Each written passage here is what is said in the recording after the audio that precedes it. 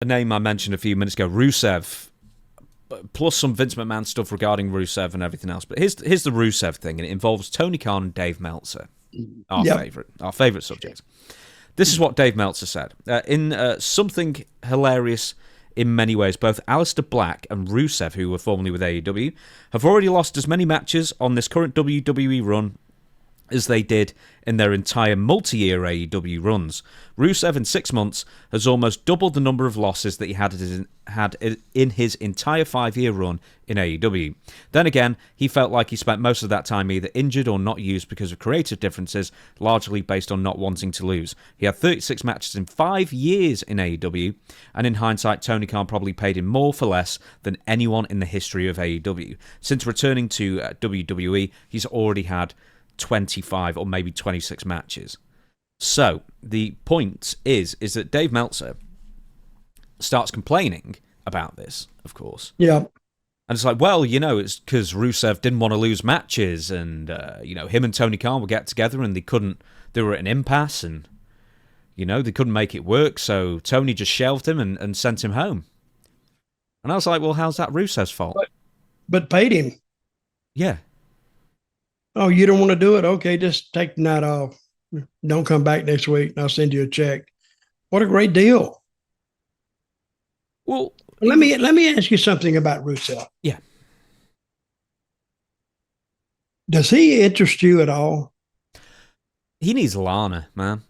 Him no on his kidding. own isn't the same. I was gonna bring that up.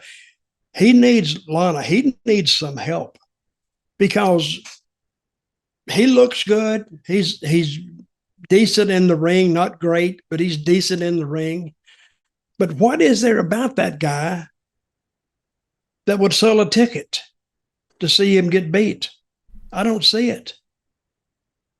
Do you? Well, I've never seen it. Even when me and Swagger were working with him, I never really saw it. He was pushed very hard in that first year or so as well. I mean, Vince was really high on him. Swagger never beat him but one time. Yeah. I think we went through this. If it was a pinfall, maybe, but and that was at the Christmas show, wasn't it? Yeah, we beat him on the Christmas show. Yeah, the tribute to the troops. Right. Yeah. So, with Rusev, anyway, Dave Meltzer starts saying, well, in the past 5 years, once again, 20, 30 matches, 36. Hey, don't say anything bad about my friend. No, Mr. I Meltzer. would Mr. Meltzer. We're going to have a problem. So, anyway, he starts complaining, Dave Meltzer, that, Rusev was difficult to deal with. He was overpaid in AEW. Anyway, Rusev counters, the dead time sticks out the most. We only have this body and age for so long. We can't do this job forever, so we must take advantage of it while we're young. I sat on the sidelines for so long in AEW, unable to do what I love, which is performing for people in professional wrestling. Now, Rusev is lamenting the fact that he wasn't wrestling more. He wanted to wrestle more in AEW, so he claims. Dave Meltzer and Tony Khan, who are basically the same person, even more funny, apparently a few days ago on a Wrestling Observer radio show, Tony Khan actually called him while they were recording. I heard that. He came through on the phone, right? Is that a live show? Well, it was a live podcast recording that they don't edit out because there's no quality control there. So I wonder, but it was live on air. Yeah, they let it out. Yeah, they let it out. They disseminate that podcast. It might have been live, I don't know, but yeah. Well, Tony could have been listening to it. Here's the thing. It's like you can't take anybody seriously who is that close to the owner of AEW. Anyway, we'll get to that in a minute. Dave Meltzer's criticizing Rusev, right, for not doing jobs, or that's the party line. That's the AEW line that Rusev refused to lose. My argument is that Tony Khan's his boss. Right. Why don't you just tell him to lose because that's what you pay him for? Right. Dutch, expound upon that for goodness sake. That simple concept to people in their 40s and 50s and 60s. Listen, if you didn't want to put somebody over, go home and stay home. Because if you're a booker and you tell a guy, hey, I need you to put this guy over, and if you don't want to do it and you make a little stink about it, okay. if I had nobody else that night to take your place, yeah, okay, we'll do that one night. And guess what? You're not booked anymore. I'll take you off everything. Because we got unless that team works as a team, then you don't have one. And if one guy don't want to do it, it spreads. So another guy don't want to do it. Well, he's doing it. I'll do it too. I don't think I should do this. No, it can't work like that. But Tony, he's actually brand new. Well, he's not now, but he was brand new to booking. So, and he didn't want to make anybody mad. It may have worked back when he started, but now since he's paying unbelievable money to do nothing, basically, and they're still being able to try to convince Tony that they shouldn't lose. Nah, you can't do business that way. Hey, if you run a football player and you want this tight end to get the ball, but all of a sudden you got this wide receiver, he wants the ball. Now that causes a big stir on the sidelines. Throw it to me, throw it to me, throw it to me. But it can't work that way. It creates dissension. You want everybody getting along, at least having without a lot of conflict. And if you have that, then you just poisoning your dressing room. Conflict is fine, but let's use an NFL analogy again. Let's say you've got a tight end, you give him a play, whatever. I will absolutely refuse to do this play. Okay. In the huddle. In the huddle. And then what you say is, okay, then I'm going to send you home and pay you for 18 months. Yeah. How do you like that? Yes, so don't do that again. And people see that. And they said, well, hell, if I don't want to do it. So how long I got on my contract? 2 years? Okay, I'll do it too. Let him send me home. I'll just stay home. Are these AEW contracts just like ridiculous? Because like, sure, you can suspend somebody for like insubordination, basically, for not cooperating. Because I'm sure everyone there's, being, reasonable enough, or, their attempts to be reasonable and find a middle ground and everything. But I think my point would be was, one, if they're going to be completely unreasonable or not do what they're told, and you are paying them to do a job, then you can surely suspend them without pay. Why would you just suspend somebody with pay and keep them home? They're almost being rewarded. Yeah. So, but loads of people have done that. Like, there are still people who've not shown up for months, whether Tony has no plans for them, or if he does have plans for them, but he thinks the talent are being difficult. From anyone from Keith Lee, who's been ready for months and months, to Britt Baker, to, Rusev and Aleister Black. Like, they just all stayed home for months on end, and some of them still are staying at home for months on end, being paid. Britt Baker's not been seen in a year, being paid, probably. There's some money in that girl, if they would handle her right. Yeah, and WWE maybe. I think AEW, they don't know what to do with it now. Well, don't throw your hat in the circle just yet. But where does Tony get his ideas? Does the guys do they actually give him ideas? I'm sure they do. I suspect they do. Apparently, Tony's got like a bit of a booking team around him, but Tony listens to them and mostly ignores them and then does what he wants to do anyway. So he basically says he books like 85-90% of all the shows. Mm-hmm. And then gets ideas, bits and bats of ideas from other people. But I don't get the whole, like, do you think this is a thing where with Rusev, or Miro in AEW he was, Tony Khan just doesn't like conflict so much he would rather pay someone to sit at home for them to run out the clock? Well, I heard he could be really, really rough on the guys too sometimes. Yeah. Really, really get, strong with them in language and everything else. So he would come into rooms, I would hear that he said, I don't hear any bitching tonight or something. And I've never heard that about Tony before. But they say sometimes he treated the talent like, hey, you do as I tell you to do.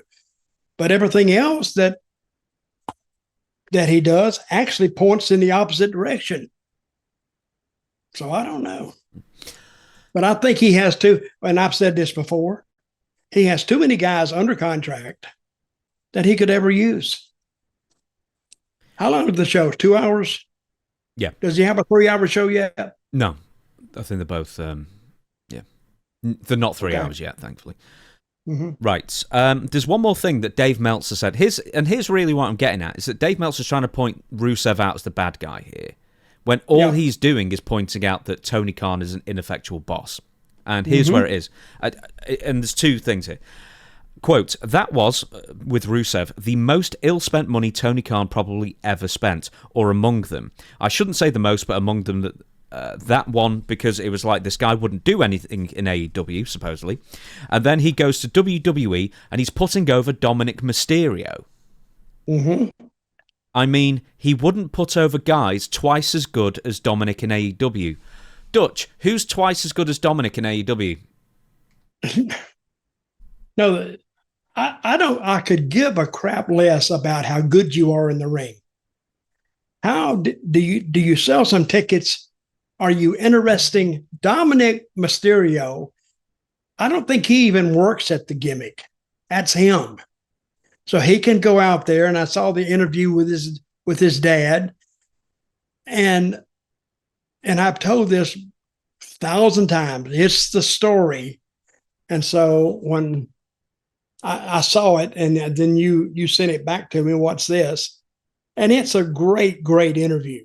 And you know it's going. And Dominic just towers over little Ray, just towers over him. But he's his dad, and he's going to be a smart ass. And the people are just waiting to see him get his ass handed to him, which he did. They were cheering Dominic as well. They even slightly booed Ray, and he just come back after 6 months. Like, that's how popular Dominic is.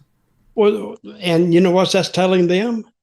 So you got to be careful with somebody that when the people start cheering the bad guys, because you're going to have to turn him before the year they'll turn him, but they better find a couple of red hot heels for him to work with. And I think there is a lot of shelf life left in Dominic. How long has Dominic been on the active roster? 2 years now? No, it's been quite a few years. I mean, in his current guise, as a bad guy, it's probably been 1.5 years, 2 years, but he might have been on the main roster 4, 5. Well, I think he's got a hell of a run still left in him, but as a baby face. Because if he just comes into the room, you start looking, he's a tall guy anyway. He's not even that. I mean, he's relative. He's 6'1". He's billed at 6'1". It's just that Ray is just over 5 foot. Yeah, but for 6'1", you know, he's still a pretty tall guy. And if he just walked into the room with that mustache, you want to slap him already. He wears that mustache, and you know he could just look at you and get heat. Like a lot of guys could do that, and that transfers to the ring automatically. Yeah, but you know what? He can't do that many flips, so therefore he's not as good as a lot of people in AEW. Oh yeah, well, but how many matches did you have seen in AEW? Tremendous matches as far as work. This is a Dave Meltzer term now. Work rate.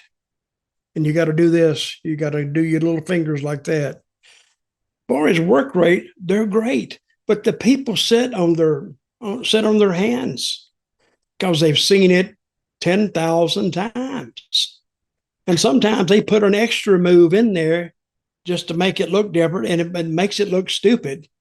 I see a guy throw a clothesline. He did a forward row, then come up and did a clothesline. Now, what was the purpose of the forward row? It doesn't help the clothesline. It actually hurts the clothesline, really, if you think about it. But I guess, I don't know. You can put anything in a wrestling ring because I think the fans have seen almost everything now, and they'll let it go. And now I'm starting to think, wait a minute. He got this by an agent. Oh, I'm going to do a row and get up, and I'm going to clothesline him. Well, you could do it one time, but the second time you do it, I think you need to get clotheslined, because the first clothesline smartened the guy up what was coming up. So right when you coming up, he tags you, and now there's a purpose of that earlier row to set up the second one. that makes sense. And it does if you would watch it. Bit of fun with Rusev is that his wife, CJ Perry, Lana, is she available? They need to get her. No, well, she's married. Or if you mean available as in... she's married again? Yeah, back to Rusev. They actually renewed their wedding vows. They did actually split up. There was a rumor that Miro, Rusev, had sent divorce papers to Lana or CJ Perry on her birthday, but apparently that's not right. Right, but there is one thing that was interesting. Lana said, "Are you okay with sharing the story in 2019 where Rusev lost a bunch of weight and then we had a meeting with Vince McMahon, and what did he say about your new look at being 260 pounds? And Rusev said, Vince McMahon said he wanted the big Bulgarian. He wanted a 300-pound guy. Then Lana says, Vince goes, I want my 300-pound Bulgarian brute. That man put asses in seats. That's heel. I want you as a heel. I want the 300-pound Bulgarian brute because that sells tickets. Shortly afterwards, Vince McMahon fired Rusev because he lost weight and got healthier. Okay, so he told him to gain weight back? I think basically that's what he was saying, but in the end, Rusev's push was de-pushed and he ended up out the door sooner rather than later. Okay, let's go back in time. Who was the boss then? Vince. And whose word is going to trump everybody else's word in the company? Vince. So he told him to get bigger, and maybe he wouldn't get bigger fast enough. And it may have been a jar to his health, but I guess when he got fired, that's a jar to his checking account. So what is more important on short term? So yeah, but I complained when Swagger and I were together against Rusev and Lana. Why didn't they push that more? Because it was an American against the Russian. What could be more? I mean, that fit all the boxes. But like I said, Jack beat him one time, and that's it.